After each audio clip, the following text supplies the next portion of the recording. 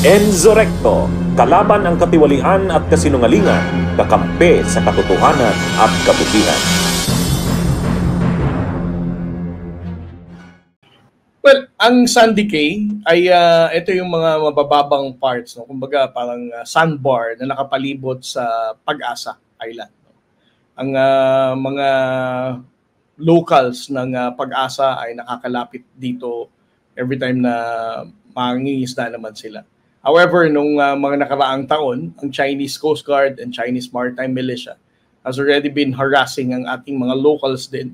And even the Philippine Coast Guard, kapag pumupunta tayo dito, ay lagi na rin tayong sinusundan ng Chinese Coast Guard, no? At ng Chinese Maritime Militia. Ang intention ng ating mission, which is also supported and sanctioned by the Bureau of Fisheries and Aquatic Resources noong nakaraang March 20 to 23, ay magkaroon ng marine resource assessment, no? Para i-analyze or i-evaluate yung kalusugan ng karagatan dito, no? The health of the marine environment, the coral reef, and also the aquatic resources na nandito. Dahil sinabi nga ni Dr. Anticamara, wala pa talagang substantial na study na napapatungkol dito sa Sandy Cay na nakapalibot sa Pag-asa. At pagdating natin dito, we were surprised, no, na despite of limited fishing activity, alam naman natin kung ilan lang ang locals na nakatira sa Pag-asa Municipality. Despite of the limited fishing activity and limited number of marine traffic na dumadaan dito, ang bumungad sa ating mga marine scientists ay mababang bilang ng mga corals na nabubuhay at even ng mga isdang na tagpuan nila dito ay mangilan-ngilan na lamang. No? So that's the first observation na nakita nila dito.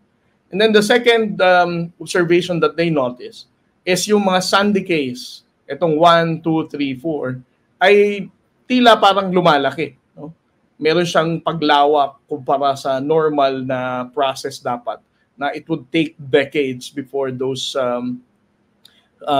case will eventually, expand or increase its total area. So, ang ginawa ng ating mga marine scientists, inaral to, kinuha yung mga sukat at inobserbahan yung topography ng mga case na to.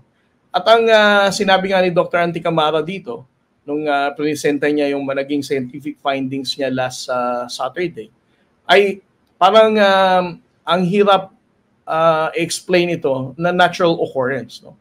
Ang sabi niya, it's an atypical island na parang lumaki in terms of kung ano yung mga naitabon dito dahil tila mga crushed corals, no?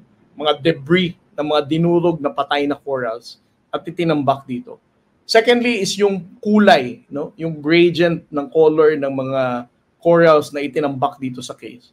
Tila mas maputi ito kumpara dun sa marine environment talaga sa ilalim ng dagat. And then third, ang sabi niya, dapat merong at least terracing man lang, no? Kung talagang normal process itong paglaki nito, dapat hindi siya outright yung slope niya mataas ng ganyan, no? Dapat may terracing pag ganyan. Pero nung pumunta kami doon, ang nakita natin doon, yung slope ng mga case ay parang itinambak na buhangin na ganyang katataas na agad.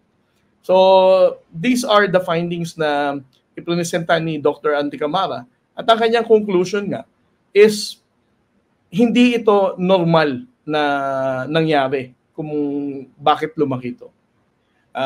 Kung unang-una, tinanong si Dr. Anticamara, is there a possible human intervention kung bakit nagkaroon ng ganitong paglawak ng Sandy Cay?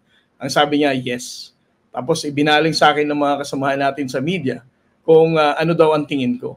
Sabi ko, obviously, talagang ginagawa ito intentional, no?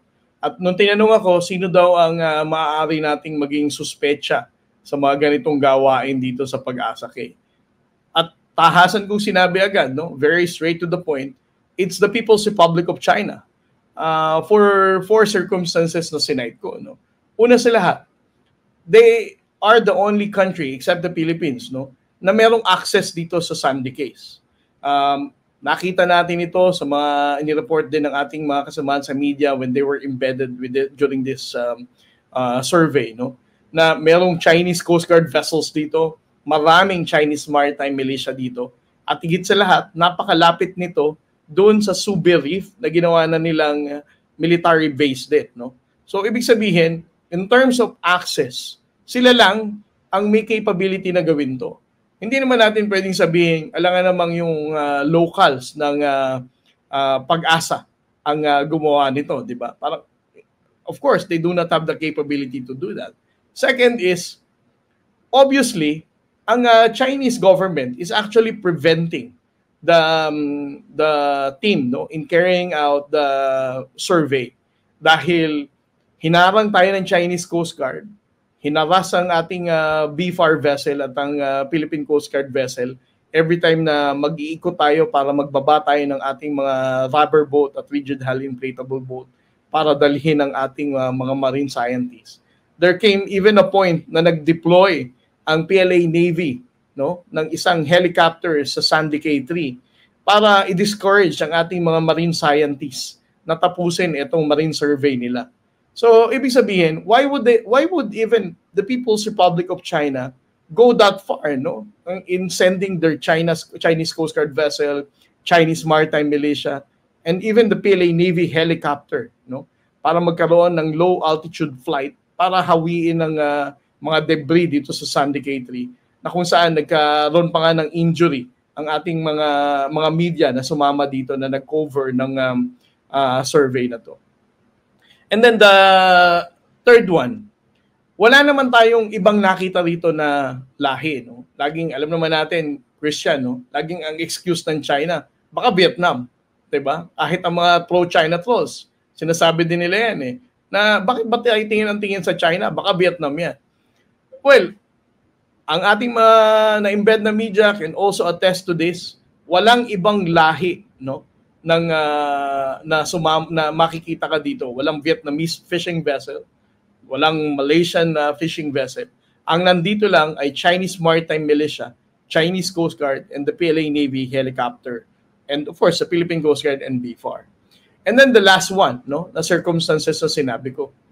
Sino lang ba ang may historical record, na walang pakundangan, na hindi isinasaalang-alang ang marine ecosystem, kundi mag-island reclamation? China lang naman. Simula ng 2013, they have destroyed so much area of the coral reef sa South China Sea for them to be able to come up with those military bases na ino-occupy naman nila ngayon. So, with those four circumstances, wala naman na tayong pagdududahan at pagbibintangan pa, kundi People's Republic of China lamang. Ang pag-alis lang mula Pag-asa para dalhin ang ating mga marine scientists in Sandy Case 1, 2, 3, and 4 is already a struggle. It's not a walk in the park. Kailangan pa rin makipagpatintero ng ating Coast Guard vessel at ng BFAR vessel para madala natin ang mga marine scientists natin dito. Hindi yan sinasabing nothing. In the first place, kung we really don't care about the success of the survey, di sana hindi na tayo nakipagpatintero at nakipagsuungan pa ng danger na ma-aground dahil sa mababang area na yan. But still, our Coast Guard personnel and the Bureau of Fisheries and Aquatic Resources still carried out their patriotic duty na siguraduhin na ang ating mga marine scientists ay makakarating dito ng ligtas at makakakuha ng sample at makatatapos ang survey na ginawa nila. Hindi lang marine scientists natin ang sumama dito sa mga Sandy Case. Of course, the Philippine Coast Guard personnel were also there and the BFAR personnel as well. So, it's not true to think na parang sabihin na, ba't pinabayaan nyo kasi? Hinayaan nyo lang. May mga Coast Guard at BFAR na nag-provide pa rin ng security sa ating mga marine scientists dito. Well, kapag meron ng putukan na ganyan, obviously, it would already trigger the Mutual Defense Treaty. I'm not at liberty to disclose the contingencies of the Coast Guard and the Armed Forces of the Philippines when it comes to this kind of armed aggression. But one thing is certain here. Kung sakaling may putukan, then that contingencies will be carried out, and obviously, that armed attack can already trigger the Mutual Defense Treaty we have with the United States. bunyog, halikan na kasama ka. Bunyog, kapag buklod ay may pag-asa. Luzon, Visayas, Mindanao, isa ang pananaw. Sa bagong Pilipinas ang bunyog isisigaw. Bunyog,